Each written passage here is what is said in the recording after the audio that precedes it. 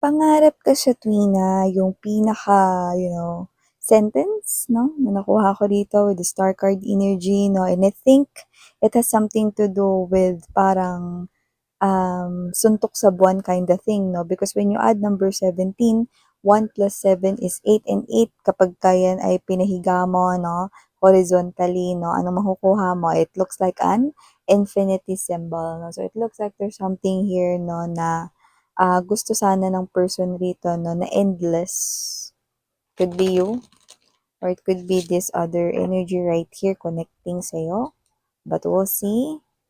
But there's something here, no, na parang walang katapusan or walang hangganan. Let's find out. And now we have the tower. Yee! The tower right here is a messy one.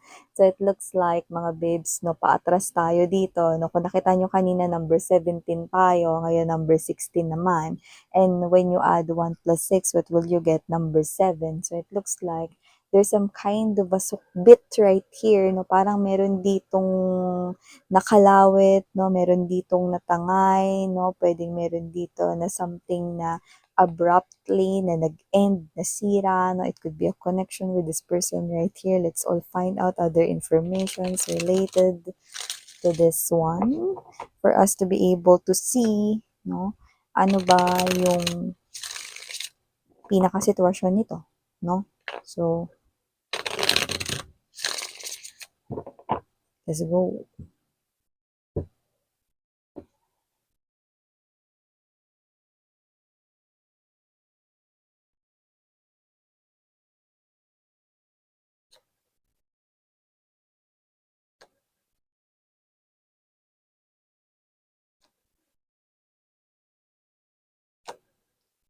Hmm. Page of Cups tumalon ng King of Cups energy, no? So, tell me, okay, kung sino man tong energy na to with the Eight of Cups energy, Page of Cups right here, yeah, tingin ko kailangan niya nang i-open up ang kanyang feelings dito. Like, tingin ko kailangan niya na tong i-share sa kanyang mga friends, no? Sa iba, ganyan, no? So, let me keep moving, no? Para mas makuha natin kung ano pa yung ibang informations dito. Now, we've got the Queen of Wands, no? So, I think ito kanya binoview, no? This is your energy right here, no? You are the center of attraction, mga babes, no? You are the main reason why this person here is acting and feeling this way. Page of Cups to the King of Cups energy. Ooh, Seven of Swords, no? May sabihin ko sa inyo? Definitely, the sun is very evident dito. Strong proof that energy. Bottom of the deck. I go. I go. Five of Cups, Five of Wands, Page of Swords energy, at may nagpapakita ritong Temperance energy.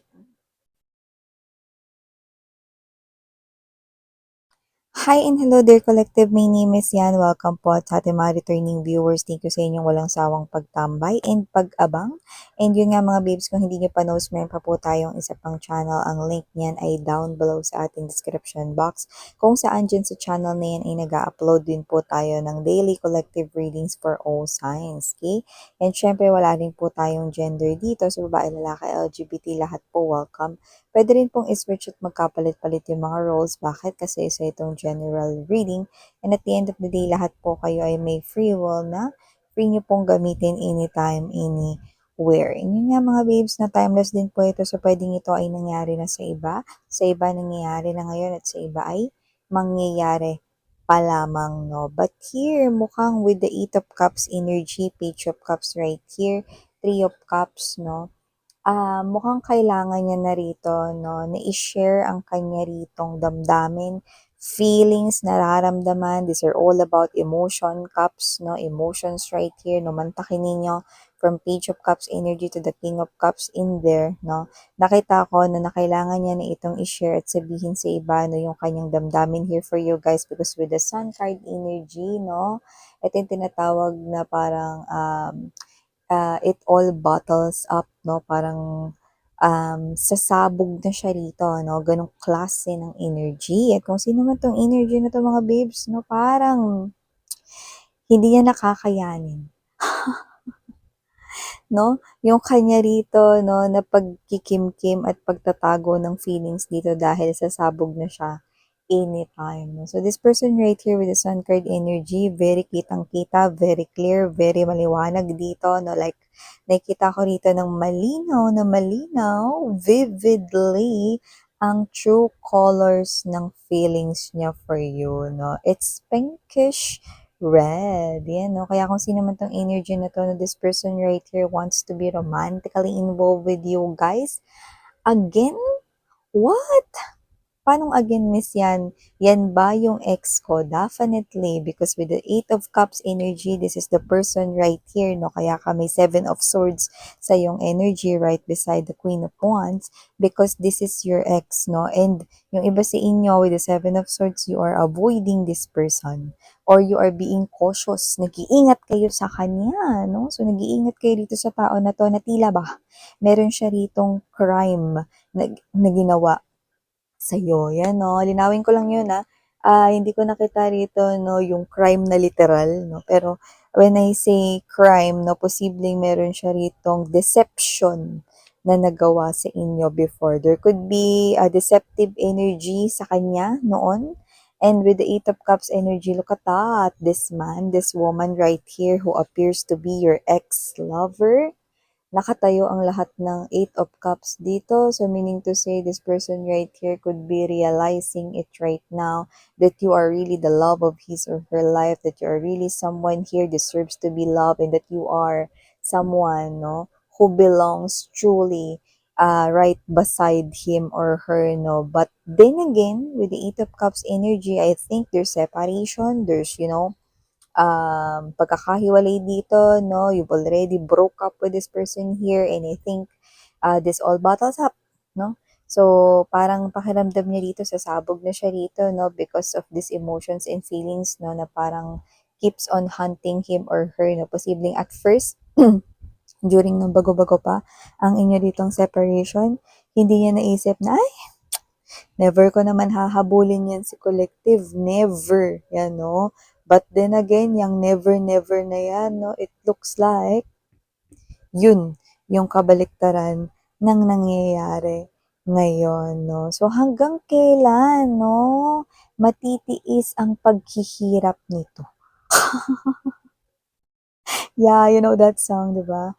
Malayo pa ang umaga, you know? So, hindi niya matanaw, no? So, hanggang kailan natitiis ang paghihirap niya, you know? Ewan ko. Basta nakikita ko lang dito, no, nagtitiis siya ngayon, no, kasi parang hindi niya rin sinasabi sa friends and family around him or her, both people, no, nakilala ninyong dalawa or individuals that you both know, no, kasi may energy siya rito na parang nahihiya siya with the Six of Coins energy to the Four of Swords kaya hindi niya sinasabi. Quiet lang siya, no? Parang hinahayaan niya lang kung maging obvious ito o hindi. Bahala na yung iba mag-judge, no? Pero hanggat kaya niyang itago, hanggat kaya niyang kimkiming gora, no? Parang, o sige, hanggat hindi naman nagiging obvious sa ibang tao, hindi ako aamin dito, magiging in denial pa rin ako dito. Pero bakit nga ba ganon? Kasi nga nahihiya siya rito, no? But this person here, no, inamin niya na sa sarili niya palang mga babes, no, na kayo talaga pala talaga, no, yung nababagay daw sa kanyang tabi, no. Pero sa nakikita ko rito, hindi kayo nababagay sa tabi niya.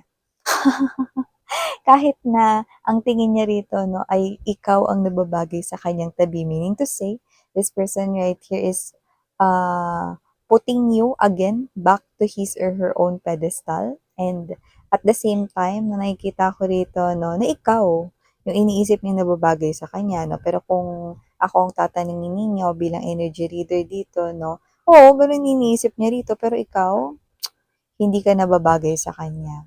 Mas nababagay ka sa mas deserve mo. Ayan, no? So, nakita ko dito that you are the Queen of Wands energy. Merong mga bago ngayon sa inyo. May mga improvements, may mga progress pagdating sa kaperahan at pati na rin sa inyong physical na looks and appearance. So, nakita ko dito na posibleng mas naging glowing ang inyo ritong skin. Mas mukha kayong bata ngayon. Okay? Less stress, yun na nakikita ko rito. So, kasi naman tong energy na to, nakikita ko rito mga babes, no? That this person right here sees you as somewhat na um, mas gorgeous kaysa before, mas gwapo kaysa before, mas maganda kaysa before. Okay? At mas matagumpay kaysa before. Less stress kaysa before, no?